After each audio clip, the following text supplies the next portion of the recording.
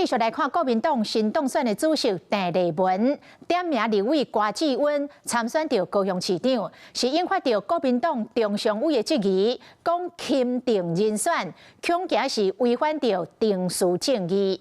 若民进党高雄市长的初选嘛正甲热扑扑，立委柯志杰促成到直飞日本福冈的新航线。若区议员今仔日是推出到政策白皮书，争取到亲子票。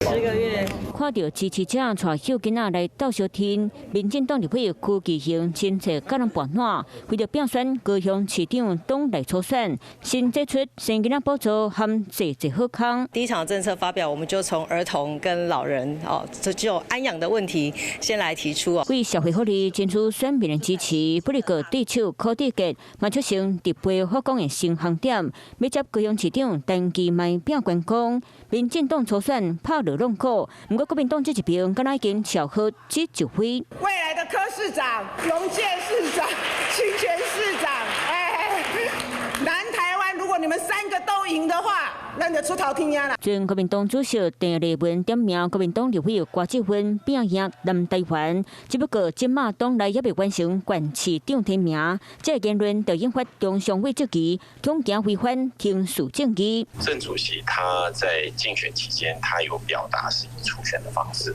他现在还没上任，他就点名特定人选。其实以我的认知啦，主席应该是扮演一个制度上维持公平、公正、公开的一个初选机制。进前郑丽文嘛表态有意思和中国国家主席习近平面会，嘛发声九二共识是通关密语。重点是要通到哪里？是要通到配合习近平国家统一吗？我倒期待他拿出日前赢过中国国民党5位主席候选人的力道，跟中国共产党的习主席见面。交流无问题，不过爱伫咧主权未去侵犯的前提。郑丽文强调两岸主张言论相向，会禁止受到外界考验。